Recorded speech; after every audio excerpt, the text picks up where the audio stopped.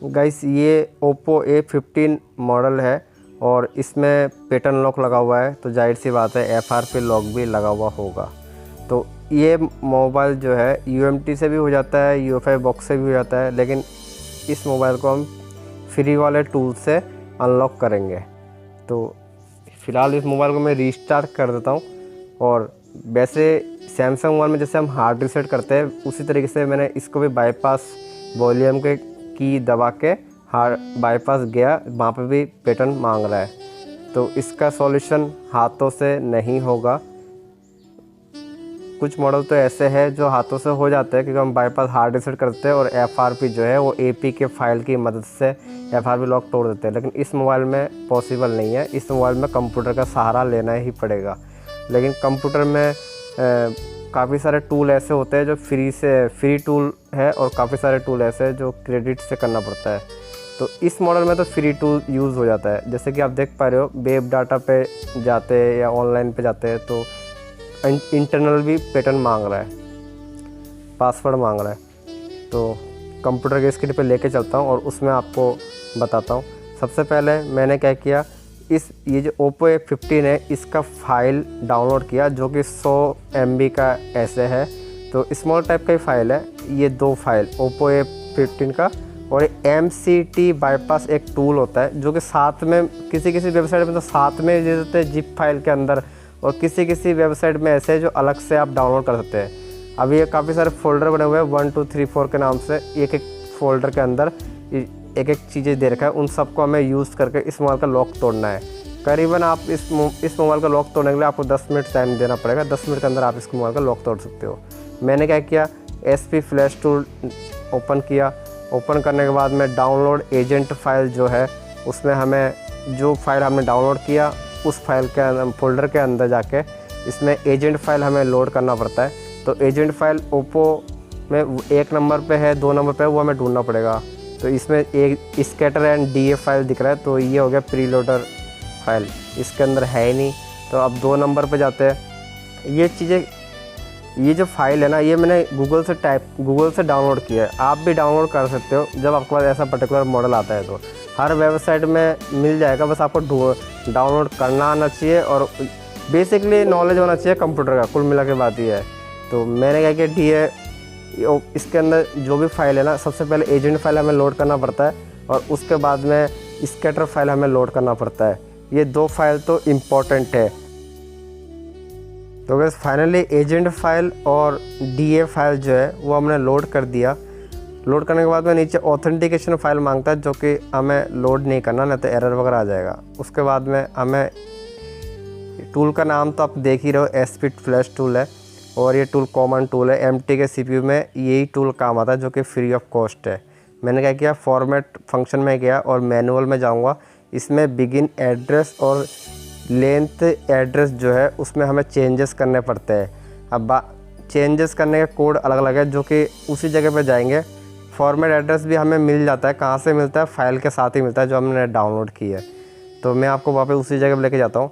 यहाँ गए, अब ये इसके अंदर 1 2 3 4 जो फोल्डर बने हुए अलग अलग टाइप के, उसके अंदर जाएंगे। तो यहाँ पे 5 नंबर पे मैंने चेक किया था, ये देखो मैनुअल एड्रेस लिखा हुआ है, इसके अंदर गए।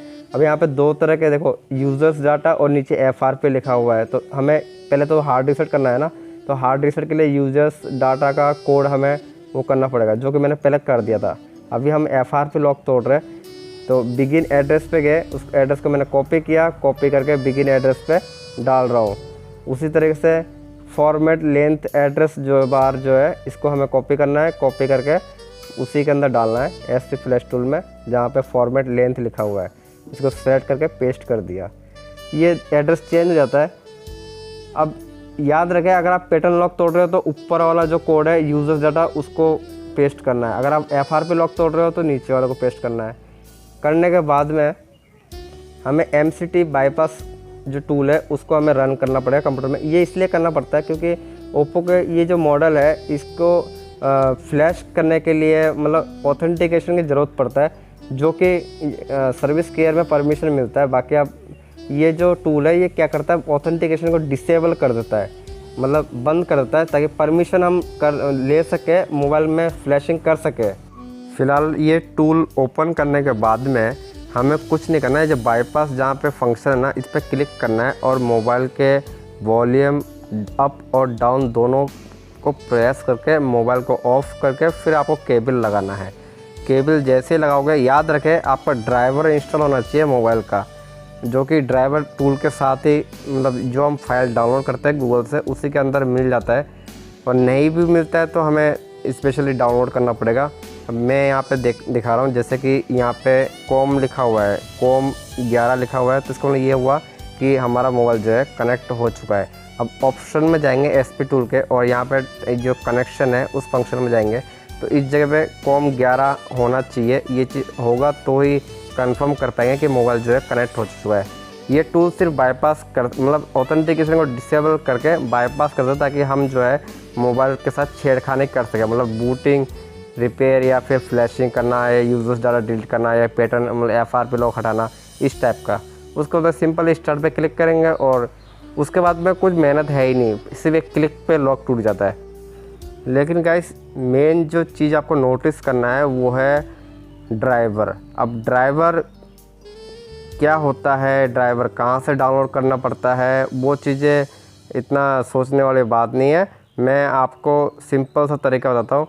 मान के चलो Oppo A15 है ना, तो आपको गूगल में टाइप करना है Oppo A15 USB driver installation. ऐसे इंस्टॉल मतलब USB ड्राइवर टाइप कर दो, Oppo A15 USB ड्राइवर, इतना सा टाइप कर दो।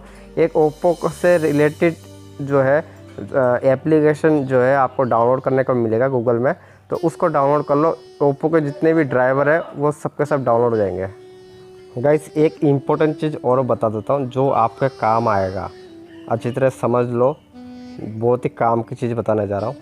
वो ये है, मान के चलो आपके पास यही मॉडल आता है Oppo A15 का, और आप जो है SP टूल यूट्यूब से देख के SP टूल की मदद से आप फ्लैशिंग कर रहे हो और अचानक कोई एरर आ जाए। मान के चलो कोई एरर, कुछ भी एरर आ सकता है क्योंकि एरर काफ़ी ज़्यादा आते हैं SP टूल में।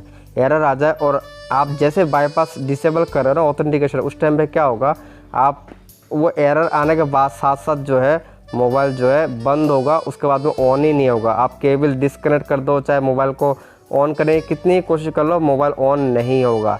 लेकिन आप उस टाइम में घबराना मत, क्योंकि आपको लगेगा कि मोबाइल डेड हो गया है, लेकिन वो डेड नहीं होता है। वो एक्चुअली ये होता है कि मोबाइल जो है आपके पास जो आता है आप पुराना आता है तो कोई टेंशन वाली बात है ही नहीं।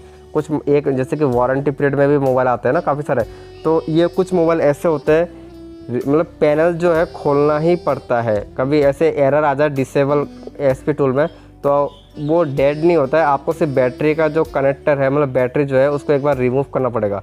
अब मान के चलो वारंटी पीरियड में मोबाइल खोलने की परमिशन लिए नहीं आपने कस्टमर से, तो आपके लिए प्रॉब्लम क्रिएट हो जाएगा। तो इस चीज़ का ध्यान रखें। मोबाइल SP टूल में जितने भी एरर वगैरह आते हैं ना FRP लॉक तोड़ने में, उसमें मोबाइल डेड नहीं होगा, उसमें मोबाइल ऑन ही रहता है। बस वो क्या है, फंक्शनलिटी प्रॉब्लम क्रिएट हो जाता है, जिसके कारण बैटरी निकालोगे तो सही हो जाएगा।